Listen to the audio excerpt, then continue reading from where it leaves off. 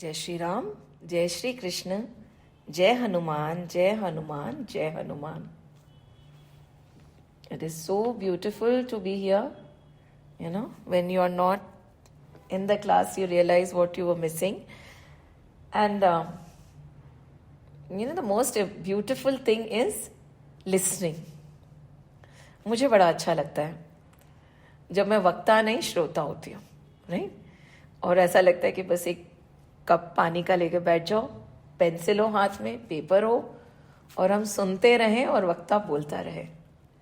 इतना रस आता है हरि कथा में. Isn't it so beautiful? You might have known the entire Ramayana, the Mahabharata, but कहते हैं ना, हरि अनंत, हरि कथा अनंता. कहे सुने बहुविधि कहीं संता.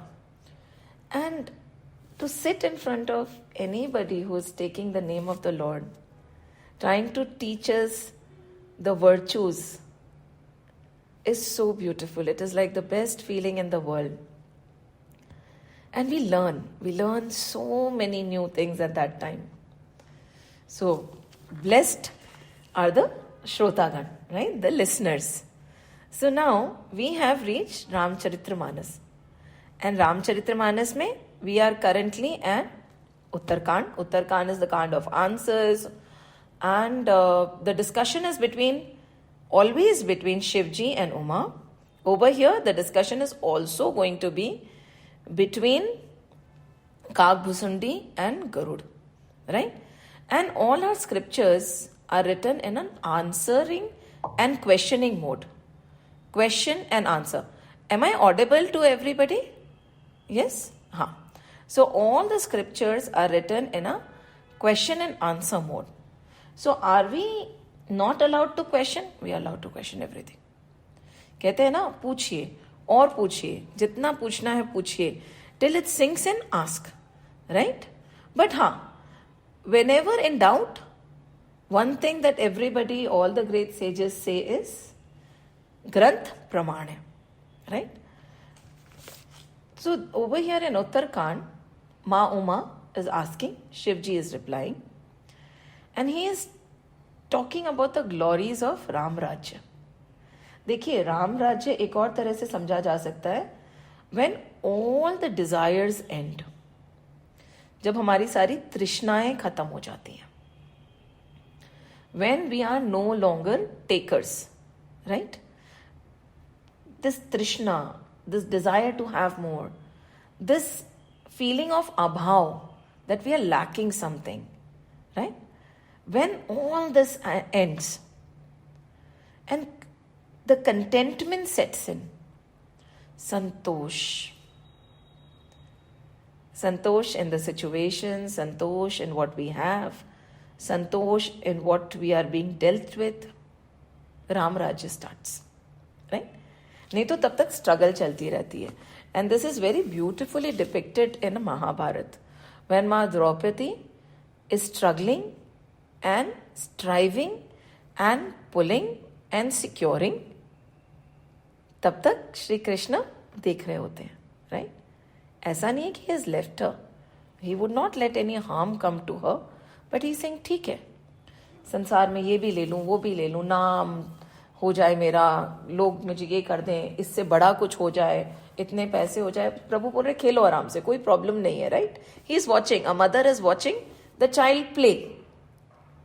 But there comes a time when the child has played so much कि खेलते खेलते, हम सबके छोटे छोटे बच्चे हुए थे ना, तो बच्चों को पता नहीं रहता कि वो थक गए, राइट? वो खेलते जाते हैं, नींद आ रही होती है तो भी सोते नहीं है, उठते और खेलते टिल फाइनली रोना आ जाता है, because they don't realize that they are tired of playing, they need to rest now. तो वैसे ही when we get tired of playing and when we start crying कि अब और नहीं खेलना, समझ नहीं आ रहा है क्यों इतनी थकान हो रही है, why is there a vacuum? At that time the Lord comes and takes us into his arms and rocks us to sleep. कि बस हो गया ना. When we get so tired of all the game, संसार भी एक खेल ही तो है, और क्या है, हम खेल ही खेल रहे हैं. बच्चे खिलौनों से खेलते हैं, they play with toy cars. कि वी वॉन्ट 1 or 2 और red and blue and we play with real cars, right. वो गुड़िया के घरों से खेलते हैं, छोटी छोटी गुड़ियाओं से खेलते हैं, हम बड़े बड़े घरों से खेलते हैं, है ना. वो गुड़ियाओं को अलग अलग कपड़े पहनाते हैं, हम अलग अलग कपड़े पहनने में रुचि रखते हैं. आपने देखा होगा कई बार ना, व्हेन ऑल दिस एंड्स, एक टाइम आता है when people realise that why are we wasting our energy and the mind space in this mundane activity. And there are examples, if you go to read about a lot of people who have accomplished so much in life, their life, they make it monotonous. Every day, no choices. This gray shirt and blue pant, whatever is the color, is going to fill my wardrobe. Comfort is important, not what I am going to wear, because I don't have the time to spare. Right? जो routine में करना उसमें होने दो ना, so that the mind can focus on something which is more important. नहीं तो कितना समय हम ऐसे ही बर्बाद कर देते हैं, आप सोचिए, right? And to what end? So over here, when all these games perish, ये जो खेल हम खेल रहे हैं ना, जब वो खत्म हो जाता है, एक ठहराव आ जाता है, contentment sets in, वो राम राज्य का उदय होता है. That is where राम राज्य starts. It is not far away. We feel कि वो वहाँ होगा, नहीं, यहाँ है, right? And we will know. We know कि राम राज्य हमारे अंदर उदय हो रहा है या नहीं हो रहा है, right? कि हम राम राज्य में हैं या बाहर निकल गए हैं, right? We momentarily also we enter Ram राज्य, then we step out, then we enter again, then we step out. This oscillation happens till the task is not कि we have to feel it. No, the task is to make it consistent for the oscillation to stop. And Ayodhya वासियों के लिए that oscillation had stopped. This mundane दौड़ कि मुझे ये चाहिए, वो कंकर पत्थर के पीछे भाग रहे हैं. हीरा है तो क्या हुआ, है तो पत्थर ही ना, और क्या है. जब वो दौड़ खत्म हो जाती है ना, then we are able to think about something higher. Till we are reveling in the mundane, the higher does not set in. It's as simple as that, right? Like the example of the pig. The pig is so happy rolling in the soil, soiled soil, right? In the stench, that even at that time when they would be offered heaven, they would say, no, वहाँ पे मिट्टी है क्या, dirt है क्या, अगर नहीं है तो मुझे नहीं जाना. So till we are rolling like a pig, right, in the dirt, the thought of the higher is not going to sink in. Possible ही नहीं है. कुछ छोड़ना पड़ेगा ना आगे बढ़ने के लिए. It is weighing us down so much that we are not able to move forward. And that is the condition of most of us. कहते हैं ना कि philosopher's stone हमने छोड़ दिया and कंकर पत्थर इकट्ठे करने में हम लग गए. And राम जी अभी बोलेंगे मनुष्य जीवन आपको मिला है, ऐसा तो मत करो. Right, as we go on. So Ram Rajya mein, the quest is not for the mundane anymore, right? The quest is higher. When we look at the Maslow's hierarchy, it is very famous in marketing. वो basic needs से जब ऊपर बनते हैं ना, we reach a stage of self-actualization. वहाँ पे वो रोटी, कपड़ा, मकान, पहचान, ये सब खत्म हो जाते कि अब ठीक है, ये छोड़ो. Then the real quest comes of self-actualization. They are all in that phase. I think they are beyond that phase also, right? So उस phase में अब क्या बातें करेंगे? Now जब होता है ना कि, and we cannot judge anybody. Over here in Ram Rajya, nobody is working or looking at anybody else. Our scriptures are never meant for us to distinguish between the good and the bad outside. They help us identify the bad within so that we can turn it into good. Because unless and until we identify, we acknowledge and we accept कि हम में ये त्रुटियां हैं, हम उसको कैसे ठीक करेंगे? कहते हैं ना, most of the time हमें हमारी खामियां दिखती ही नहीं है. There everybody goes through that phase where we feel कि we are the best, the world is notorious. पर on the spiritual journey, as we keep walking, एक फेज आता है जहां लगता है बुरा देखन मैं गया, बुरा ना दिखया कोई, कोई भी तो बुरा नहीं है. जब मन झांका आपना, मुझसे बुरा ना कोई। जब आप किसी सभा में बैठते हैं, when we are listening to a vakta talk, are we able to say कि oh my god, I have this vice also, I have this vice also, oh my god, this is what he is talking about, this is there in me also. ऐसा होता है क्या कि when we are sitting in a sabha, when we are sitting in a satsang, सर झुक जाता है शर्म से कि शायद मैं प्रभु को देखने के काबिल भी नहीं हूं। And then you know this, when this thought comes, suddenly this song came to my mind, मैली चादर ओढ़ के कैसे द्वार तुम्हारे आऊं, हे पावन परमेश्वर मेरे, मन ही मन घबराऊं, मैली चादर ओढ़ के कैसे द्वार तुम्हारे आऊं। हमारी चादर इतनी मैली है कि अभी हमारे को खुद की चादर साफ करने से समय ही नहीं मिलना चाहिए। So whenever we are going through our scriptures, whenever we are going through the satsangs, the objective is not to find the fault in others. The objective is to rectify the fault in us. And this is what is happening in Ayodhya. Because वो जो basic दौड़ है ना, वो तो खत्म हो गई, राइट? अब राम जी आके आपके यहाँ पे हृदय में बस गए हैं, तो the journey is different. It is very beautiful. So what happens in Ayodhya is not कि रोटी कपड़ा मकान पहचान. No. It is how do I elevate myself to the higher. मनुष्य जीवन मिला है तो मैं कैसे तर जाऊं. And all the discussions are like that. And when Ram ji is sitting, just imagine, जब आपके हृदय में राम जी का वास होने लगेगा, साधु संत अचानक से आपके सामने आने लगेंगे. देखना, it is going to be a pull. समझ ही नहीं आएगा कैसे संतों से परिचय होगा, कैसे आपको वो लोग मिलने लग जाएंगे अचानक से. It is an attraction that happens when you know, just like when the flower blossoms the bees कम.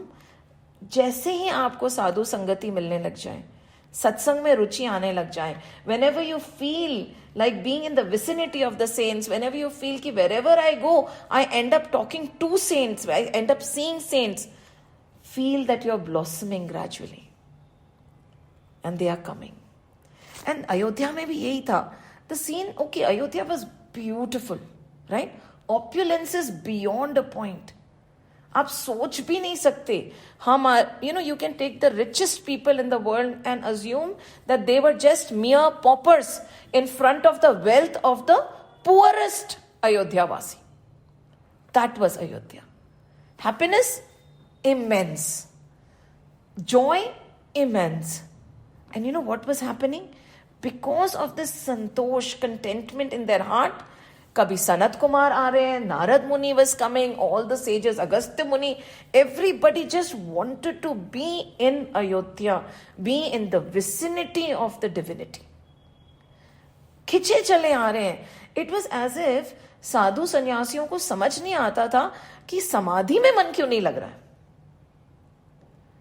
वो भागे चले आते थे अपनी समाधि छोड़ छोड़ के, शिवजी पार्वती को छोड़ के आ जाते थे कि मुझे अयोध्या में रहना है. देखिए, it is very easy to feel the turmoil that the other person is feeling. In the same way it is very easy to feel the peace in another person's heart. आप आजमा के देख लेना. When you are in the vicinity of somebody, you will feel कि उसके मन में संतोष है या उत्तेजना. It's very easy, right? Because it is not so much about words. Words are futile. They don't do even 1% of the job. It is the aura that speaks. Right? It is never the words. So the aura of Ayodhya was so strong that people would just rush towards Ayodhya. सूरज को उगने और डूबने का मन नहीं करता था. It just wanted to stay put. Just imagine the sun and the stars and the moon at the same time in the sky. Because वो बोलते थे हमें तो नहीं जाना. Such beauty was the beauty of Ayodhya. Opulences, दान ऐसे होता था दोनों हाथ से. पर जहां पे साक्षात लक्ष्मी है, वहां कभी कुछ कमी हो सकती है क्या? देने वाले हाथ कभी खाली नहीं होते. ये हमेशा आप मान के रखना, और जो प्रभु का काम करता है उसका काम प्रभु करते हैं। दिस इज, ये दावे के साथ मैं कह सकती हूं, विदाउट योर नोइंग काम होते चले जाएंगे। And that was the condition of Ayodhya, bliss personified. And कभी सनत कुमार आ रहे हैं, दे आर सिंगिंग स्तुतिस, the 4 little boys 5 years old, जिनके कारण प्रभु को आना पड़ा मृत्यु लोक में, because they curse Jay Vijay, those 4 little boys, right, who never age. कभी नारद मुनि इज कमिंग, ही, उनका मन वैकुंठ धाम में नहीं लग रहा, कैसे लगेगा? बिकॉज वैकुंठ धाम वासी तो अयोध्या में बैठे हुए हैं, right? So Narad Muni is coming, and when then Narad Muni goes up, he reports to Brahma ji as to what is happening in Ayodhya. And Indradev did not want to be in Amravati anymore. Now that Indradev, who is so possessive of his Amravati, that he cannot even share the Singhasan with anybody. We know the story of Yayati, right? Ki Yayati, through all his punya, got a place in Indralok. Now वो पहुंच गए इंद्रलोक में. When he got a space in Indralok, they were like, Indradev is also there, now Yayati is also there, they're equally good, their punya is equally amazing. So what happened was they had to share a asan. Can we ever share a chair with anybody? Indralok mein, no. He said, I should have a higher seat. How can Yayati sit with me? But because of the equal level of punya, both of them were sitting together. Now Indra did not like it. So Indra said, ab kya karu? Now he is sitting there quietly, enjoying, and then same singhasan, same sabha, Indradev baithe, Yayati baithe. So then he thought of a mechanism, and this is something that we have to be very, very careful about. किसी का सिंहासन हिलाना हो ना, किसी को नीचे गिराना हो ना, तो ये कर देना चाहिए. So he said, he started talking about Yayati, कि आप, you have done so much in your life, right? You have done such amazing work. Yayati, मैंने कुछ भी नहीं करा. No, नहीं, अरे नहीं, I heard so much about you. You did this, you did that. Can you please tell me what all have you done? I want to listen to your glories. Yayati resisted for a very long time, but flattery, goes a long way. So उनने बोलना शुरू कर दिया कि हाँ, उस समय मैंने ऐसे करा था, इस समय मैंने ऐसे करा था. And the minute he started talking about his good deeds, his punya started going down. एक के बाद एक.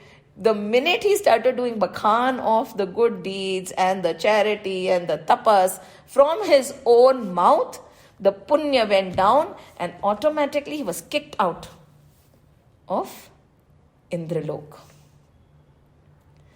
This is how, कहते हैं ना, self-glorification is detrimental. Plus, we were talking about how Indralok में Indradev, who is so possessive about his asan, was also not satisfied over there. He used to come down to Ayodhya. And Ayodhya mein what used to happen? Kya hota hai na, when many a times when you're in a vicinity of somebody, okay, you hardly get to listen to anything. Many a times that happens with me, my children would say, Mama, can you please tell us a story? I would say, nahi, abhi nahi, main thak gayi. So the story is always told to the people who are not staying closest to you. Even like a joker also, a clown who is a comedian also, he would joke around on the stage, but when he comes home, he won't be joking anymore. Ki bas ho gaya. I'm done with my jokes.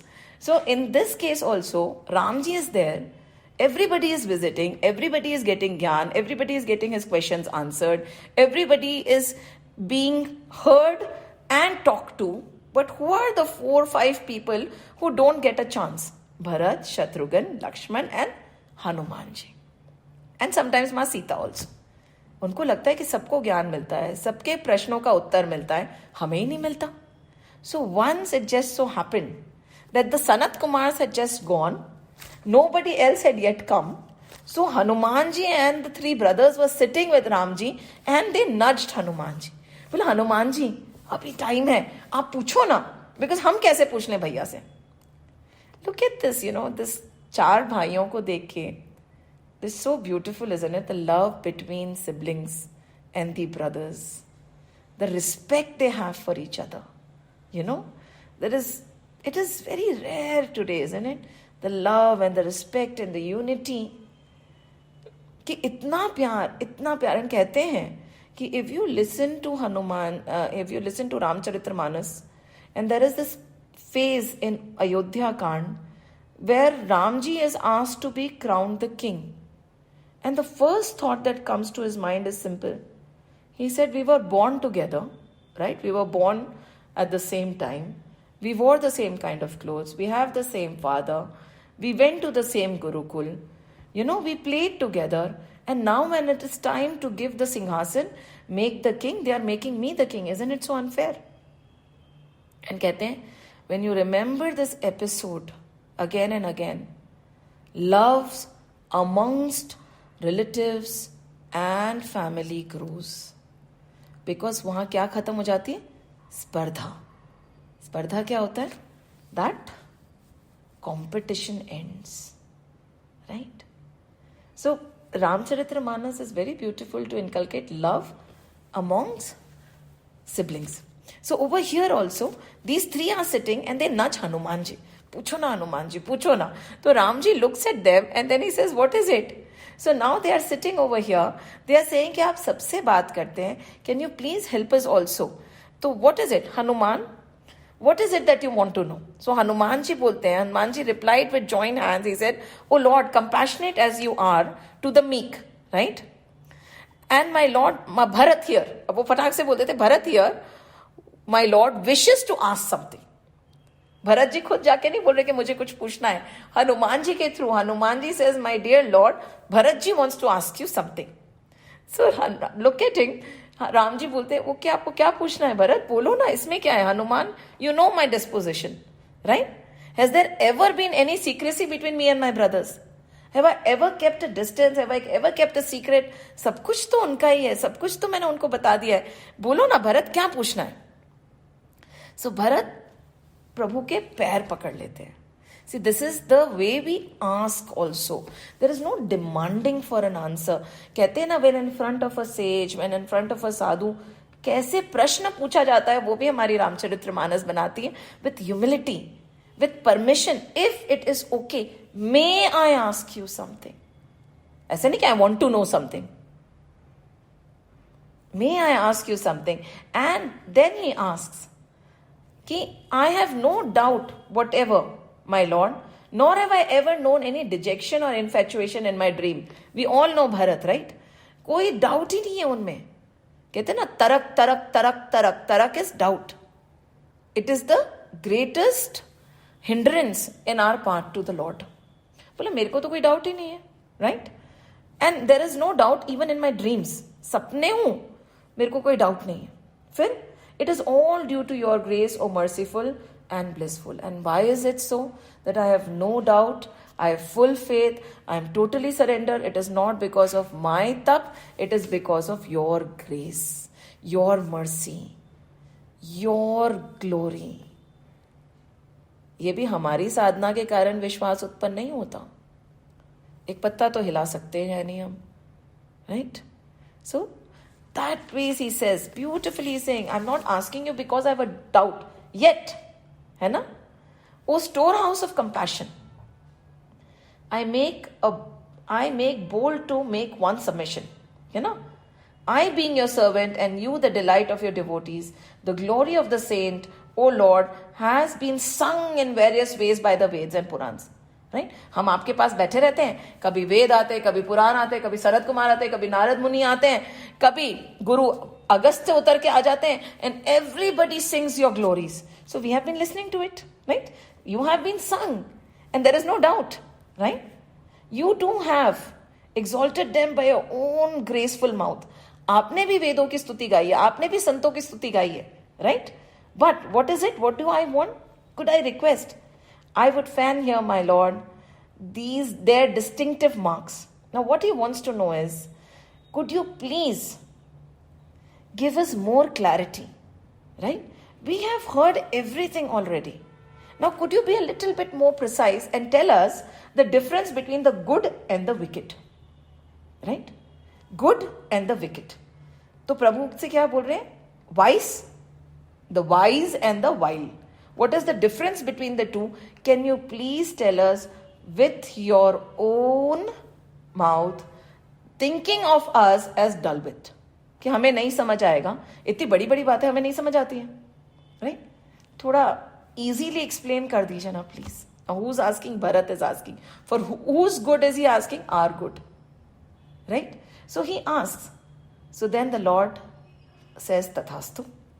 He said ठीक है, मैं बताता हूँ तुम्हें कि what is the difference between good and wicked. And now we'll say कितनी बार रामचरितमानस में बार बार सुना है, पर बार बार तब तक सुनना पड़ेगा तब तक पूर्णतः शुद्धि नहीं आ जाती. सुनना अलग होता है, 100% उतारना अलग होता है. तो प्रोबेबली अभी तक पूरा उतरा नहीं है, right? We have not been able to assimilate and put it in our behavior. So that is why it keeps coming again and again, and you'll realize in our scriptures. Abhi we have done so many, we have almost completed the Ramcharitramanas. More than anything else, they talk about character. They talk about thoughts. They talk about disposition. They talk about how we are supposed to be. They talk about dharma. There is no doubt that they are talking about making us humans first. The entire journey is कि मनुष्य शरीर मिला है. We have got this human body. Now it is time to become humans. Right? This is the entire journey. There is nothing else. We can do this journey in various ways. इधर से चलो, उधर से चलो, किधर से भी चलो, मनुष्य तो बनो.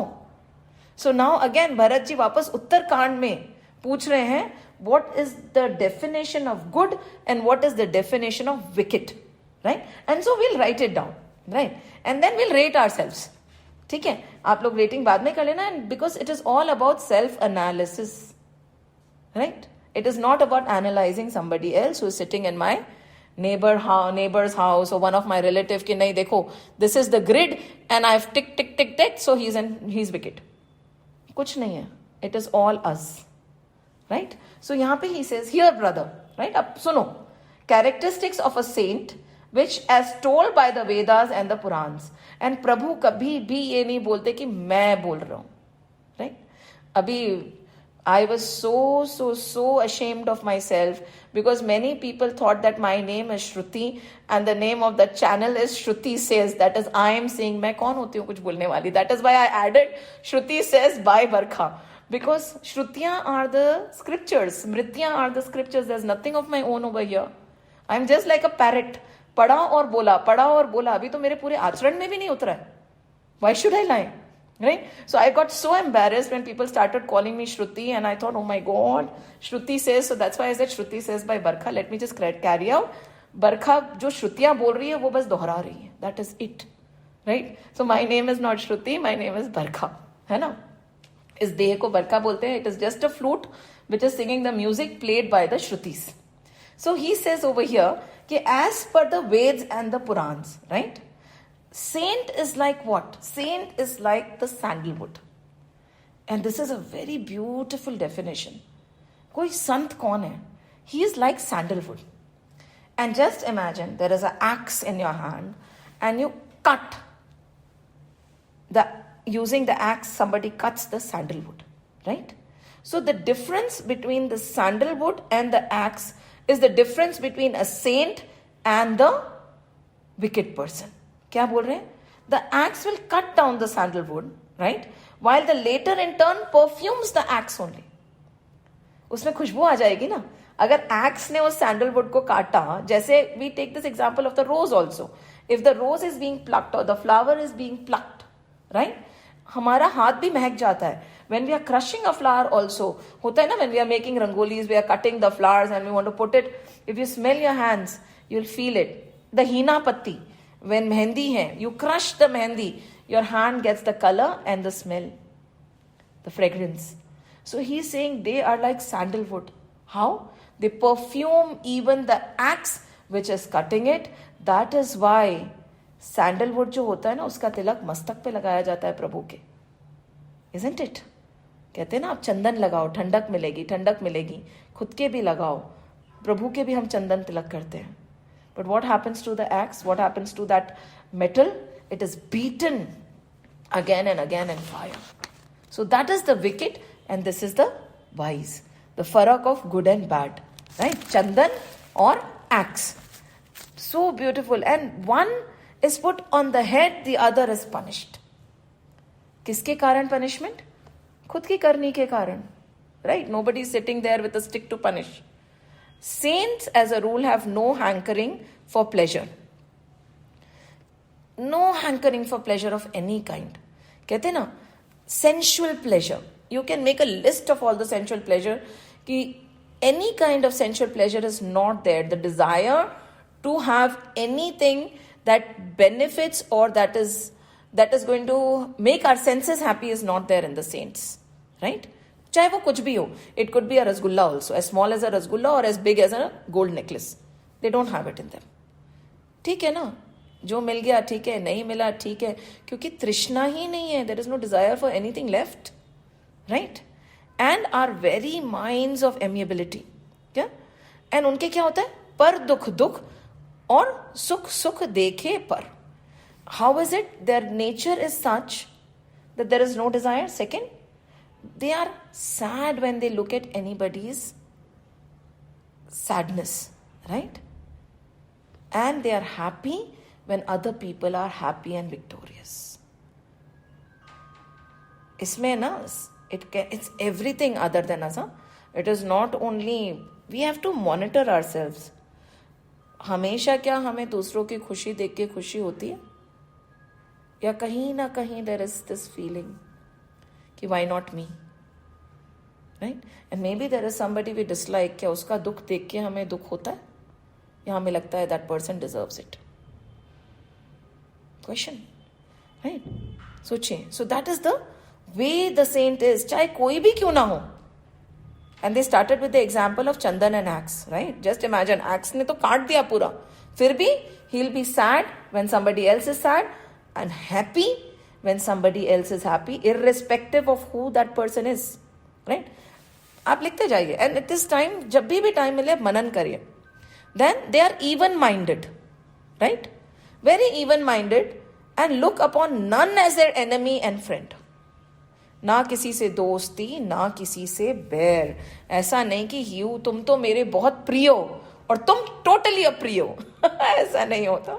Totally even minded. क्या है, खेल है सारा.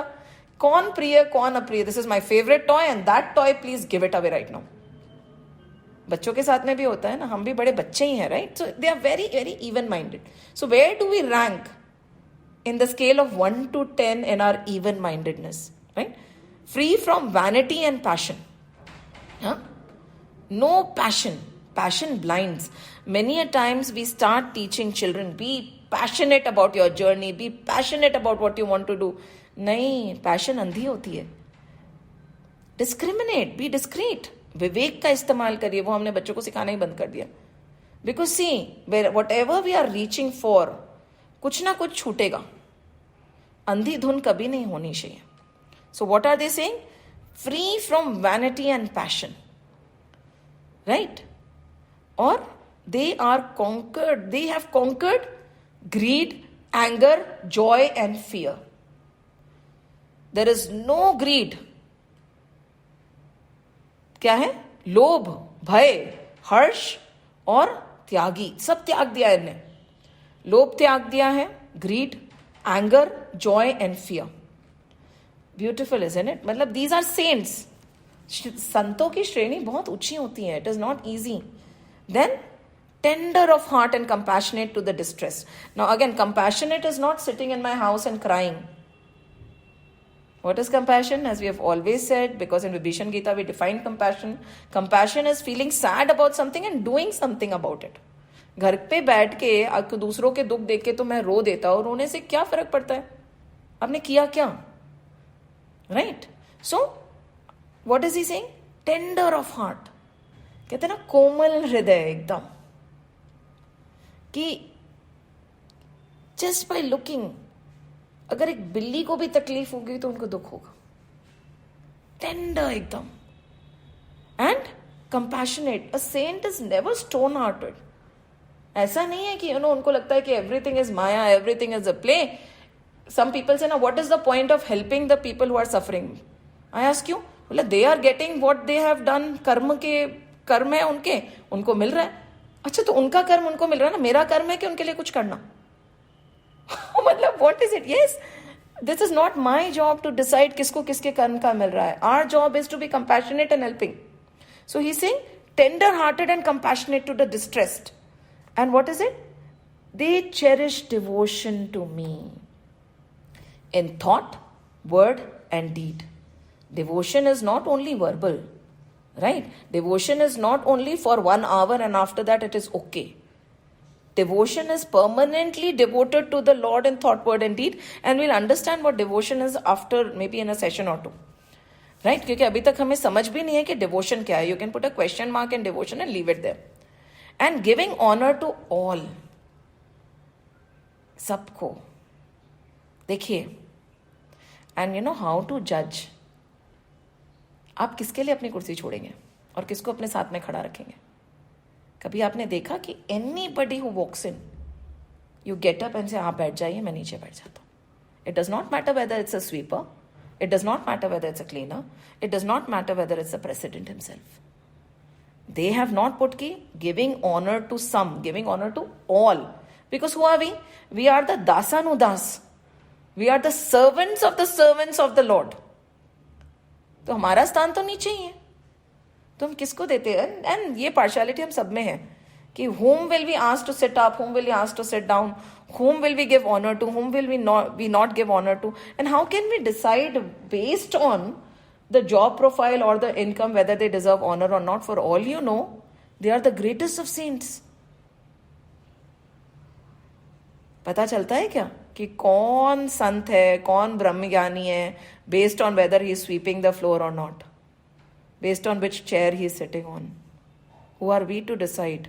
कहते हैं ना, डरिए, पता नहीं संत किस रूप में सामने आ जाए. So these saints ना, totally not even bothered, very modest themselves.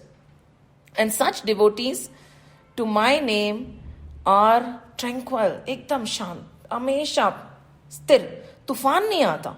Dispassion, humility, total humbleness, हमेशा down to earth. ऐसा नहीं selective humbleness. See, how do we know whether a person is humble or not? आप खुद को notice करिए. Depending upon whom you are talking to, your tone will change. किसी से तो हम बहुत नम्र होकर बात करेंगे, किसी से हम थोड़ा उग्र होकर बात करेंगे. Again, why? Because of the exterior appearance of that person. How do we know? Again, right? So, this is hamesha. That person is humble, humility, and very good humored. ऐसा नहीं कि भाई आज तो मुझसे मजाक मत करना, कल आराम से मजाक करेंगे. नहीं, always in a good mood. Always humorous, आराम से, खुश मिजाज. Does not matter किसी ने कुछ बोल दिया तो हाँ चलो ठीक है. Okay, the joke is on me. Okay, fine. Right? Good humored always. It is not right now. Not. It depends on my day, how I wake up. Kuch nahi. This is the characteristic of a saint, right? And then what does he say? Again, know him for all time, dear brother. A genuine saint whose heart is a home of all such noble qualities. जिनके पास में हमेशा और क्या बोलते हैं? शीतलता है, right? What is it? सरलता है और मैत्री है. What is this? शीतलता. Always calm. ऐसा नहीं होता है कि हाँ ठीक है, oh I'm sorry, I just lost my temper. Why did you lose your temper? Total शीतलता हमेशा. Then सरलता तो this saint won't even know he is saral, because सरलता जिसको पता है कि I am saral is not saral at all, and we have discussed it in great depth, right? सरलता and मैत्री to everyone, everybody's friend. मैत्री, right? So beautiful. Friendliness and devotion to whom? Devotion to the knowers of the Brahman. सब Brahman, जिन Brahmanas बोलते हैं, the people who know the Lord, who are divine, who pray, they will always sit at the feet of those people. So the Lord himself, Sri Ram बोल रहे हैं, they never swaver. The mind is never out of control. ऐसा नहीं है कि I get it in control again. No, their mind is never out of control. They can say कि मेरा mind कभी out of control, nor my senses are out of my control. Never. ऐसा नहीं होता कि नहीं, it's okay. Occasionally it's okay, right? No, it's not okay. For a saint. Huh? For a saint, we are talking about a saint, we are not talking about us. For a saint, mind and senses are never out of control, behavior is always correct, and never are harsh words uttered from his mouth. Never. Right? Because we are defining a saint. वो कभी भी किसी को दुख नहीं देगा. Always. The mind is in control, the senses are in control. धर्म से चलेगा. Correct behavior always, as per the scriptures. Never any harsh word, irrespective of who is standing in front of him, irrespective of what the situation. Because the example we have taken is the sandalwood and the axe. When the axe cuts the tree also, he perfumes the axe. ऐसा नहीं है कि depends on my attitude changes based on your action. ऐसा नहीं होता. No. Always Soumya, always Namra, always polite. So these are the characteristics of a saint, right? And now let's go to the characteristics of a vicious person. Now here the characteristics of an impious soul, right? Association with whom should be avoided at all times. Now we'll say, ऐसे क्यों बोल रहे हो आप? How can we avoid association? Firstly, we are not to judge anybody as impious. Right? How do I know whether somebody is impious or not? हमें खुद के बारे में नहीं पता होता. Many a times we are lying to ourselves also. Really, seriously, we are very good at fooling ourselves. कि नहीं, we are very good at camouflaging situations and saying नहीं, जो उस situation में मैंने करा सही था. We convince ourselves कि गलत तो नहीं किया, ऐसा किया तो ऐसा ही तो होना चाहिए था. तो who are we to judge others? We do not know ourselves only. आधे समय तो हमें खुद का ही नहीं पता होता. तो दूसरों का छोड़ो. So now when they are talking about associations, they are saying be very careful. सत्संगति में रहिए. और आपको पता है सत्संगति का क्या प्रभाव होता है? It is so beautiful when we are in the company of saints. Without any effort, we progress towards the higher. कैसे? So once, Narad Muni went to the Lord. And he said, I also sing your glory. I listen to a lot. I talk to so many people. I listen to you also. But now can you explain simply what is satsang? And what is the benefit of satsang? अब नारद मुनि को समझाना था, and it is always better to explain with an example, right? Because that is what Narad Muni always does. वो भी तो, he's so mischievous. If he wants to explain something, वो नारायण कहेंगे, and one good play is going to come where the person who's learning's heartbeat will be left in the corner. एक skip heartbeat हो जाता है उनके साथ में. So Narad मुनि को भी भगवान ऐसे ही समझाते हैं जैसे वो दूसरों को समझाते हैं. ठीक है? So नारद मुनि को बोला, तो नारायण ने बोला कि आप जाइए. Now for this you will have to go to the नर्क लोक. नर्क में जाइए. There is one icky worm over there. So you go and talk to him. He will tell you the benefit of satsang and what happens when you are in the company of the wise. ठीक है? So he said, okay, to know this, I don't mind going to Nark Lok also. So Narad Muni from Vaikundham went directly to Nark to meet this small tiny worm. क्या फर्क पड़ता है? अगर सत्संग का ज्ञान और सत्य की परिभाषा कोई मकोड़ा, कीड़ा या वर्म भी दे रहा हो तो क्या फर्क पड़ता है सुनने में? How does it matter कौन दे रहा है? So look at his, Narad Muni is great, isn't it? So when he said कि you will get that ज्ञान from a worm in Nark Lok, ये नहीं बोला कि नर्क लोक में गया तो उसने कितने पाप करे होंगे, वो मुझे क्या सिखाएगा, मैं तो वैकुंठ धाम में रहता हूं, I have free entry and exit. No, he said ठीक है.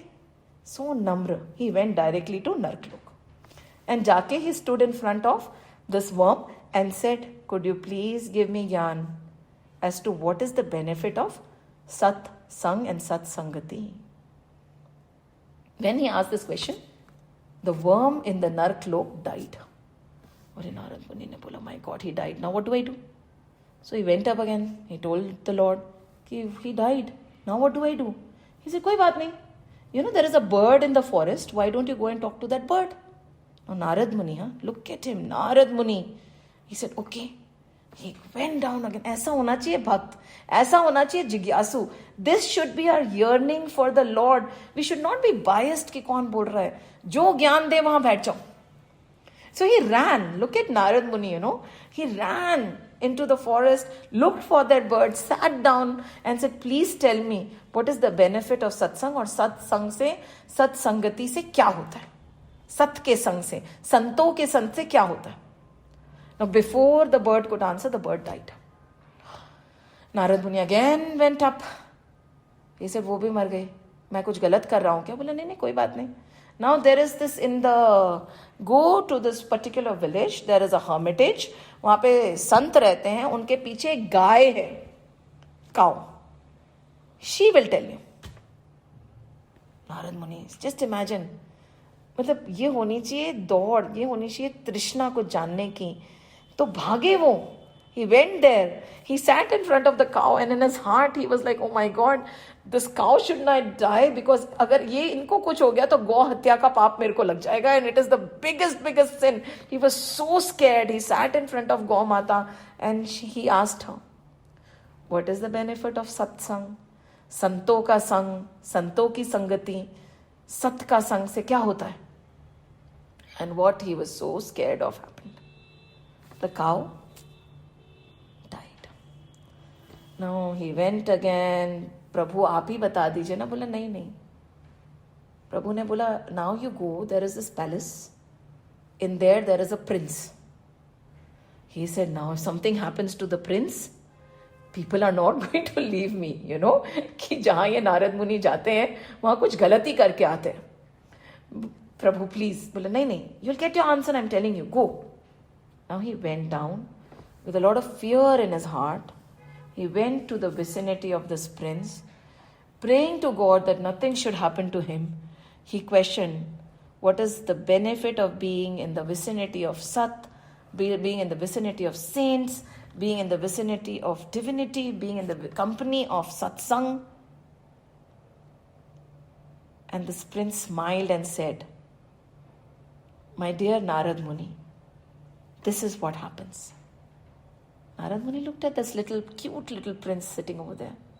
He'd see, you, Narad Muni कौन? A saint, right? जिनके बारे में अभी हम बात कर रहे थे ना, we were defining saints, right? He is a saint. So he wanted to know what happens when we are in the company of saints, when we are in the company of good. So he said, remember Narad Muni, when you had come to the Narklok, it was me who was the worm. Right? The minute I was in your vicinity, I was born and taken away from the Narklok, and I was born as a bird. Then you came again to meet me. Just being in your vicinity, I was liberated from that birth also, and I was born as a cow. And you are so gracious. Your glory is so great. You are the greatest of the saint. आपके संग से बड़ा कोई संग नहीं हो सकता. You came to meet me as a cow again, and that very minute I was liberated. And see, I got this human birth. So you were answering, right? कि सत्य के संग का, संतों के संग का क्या प्रभाव होता है? ये प्रभाव होता है. ये प्रभाव होता है. And there was so much more we wanted to cover. We will talk about the wicked later. Right now, let's just keep the wise in our mind and in our heart. The benefit of satsang, the beauty of satsang, the beauty of being in the company of a saint is beyond what we can imagine. ऐसे होते हैं संत जिनसे हम भवसागर तर जाते हैं. That is the beauty. And हमारे को भी किसी संत का ही तो संग मिला होगा कि हमें मनुष्य योनि में जन्म मिला है. And when we go ahead, because now Ramji is going to talk, Uttarkand है ना, people are questioning and he is going to answer. And he says कि कितनी मुश्किल से तुम्हें ये मनुष्य जीवन मिला है, इसे व्यर्थ मत गवाओ. We will come to that gradually. So today we were only able to cover or try to understand the glory of a saint from what Ramji is telling us. And I am sure, when we start glorifying the saints, the good at heart, the wise, even Sheshnag with his 1,000 heads would not be able to tell us what a saint is. We have just about touched the tip of the iceberg. जय श्री राम, जय श्री कृष्ण, जय हनुमान, जय हनुमान, जय हनुमान।